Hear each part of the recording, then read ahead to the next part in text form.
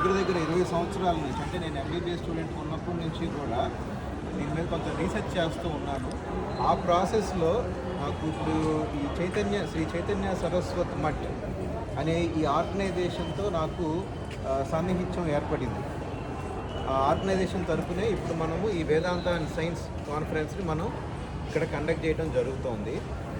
ఇప్పుడు దీనివల్ల స్టూడెంట్స్కి వచ్చే ప్రయోజనం ఏంటి, ఇంటలెక్చువల్స్కి వచ్చే ప్రయోజనం ఏంటి, సో దీని గురించి చెప్పాలి అంటే మన ఎడ్యుకేషన్ సిస్టమ్ అంతా కూడా ఎక్కువ శాతం పాశ్చాత్య దేశం యొక్క ప్రభావం మీద ఆధారపడి ఉంది.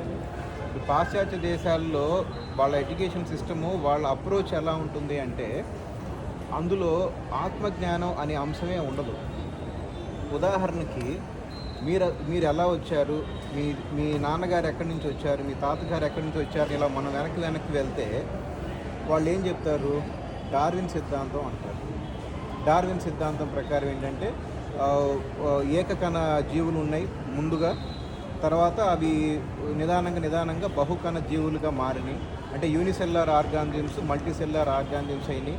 అక్కడి నుంచి ఒక జీవి వచ్చింది, అది ఇంకోటిగా మారింది, అలా ముందుకు జరుగుతోంది. అంటే సింపుల్గా చెప్పాలి అంటే మనందరం కూడా డార్విన్ సిద్ధాంతం ప్రకారం కోతుల నుంచి వచ్చాం. మన తాత ముత్తాతలు అందరూ కూడా కోతులు. సో ఆ జీవానికి మూలం ఏమిటి అని ఒక్క మాటలో సమాధానం చెప్పాలి అంటే కేవలం కొన్ని రసాయనాల కలయిక వల్లనే జీవం వచ్చింది. ఇది సంక్షిప్తంగా డార్విన్ సిద్ధాంతం. ఇలాంటి విద్యా వ్యవస్థలో ప్రధానమైన సమస్య ఏమిటి అంటే అందులో విలువలు ఉండవు, మోరల్ వాల్యూస్ అనేవి ఉండవు. మోరల్ వాల్యూస్ అనేవి ఒక ఆప్షన్ అవుతుంది. నాకు వ్యక్తిగతంగా నేను మంచివాడిగా ఉండాలి అంటే ఉండగలను, అంతే. అది ఖచ్చితంగా ఉండాల్సిన అవసరం ఏమీ లేదు. ఉదాహరణకి నాకు ఒక టీచర్గా ఉద్యోగం కావాలి అంటే వ్యక్తిగతంగా ఎలాంటి వాడిని అనేది వాళ్ళకి అనవసరం. ఆ రోజుకి పాఠాలు సరిగ్గా చదువుతున్నానా లేదా, అంతే, అంతవరకే చూస్తాను.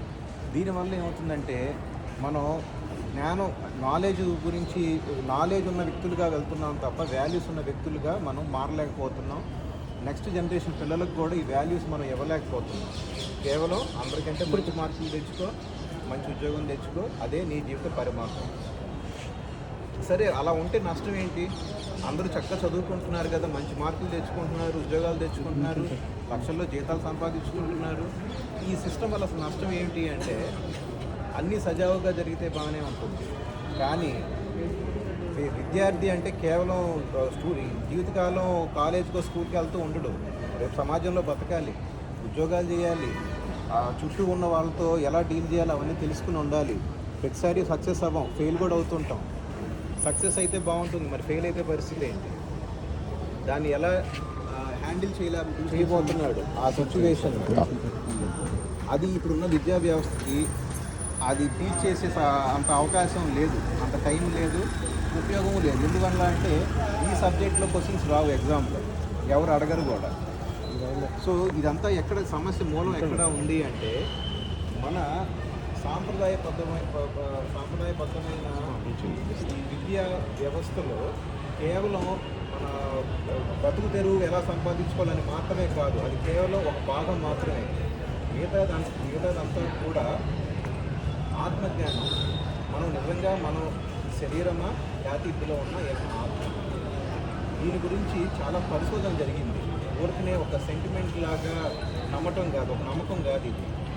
అది దాని గురించి క్షుణ్ణంగా మనకి చర్చ జరిగింది. అదంతా కూడా ఇప్పుడున్న స్టూడెంట్స్కి అందించే పరిస్థితిలో ఇప్పుడున్న విద్యా వ్యవస్థ లేదు. పోనీ ఇంట్లో పేరెంట్స్ చెప్తారా, అది కూడా లేదు.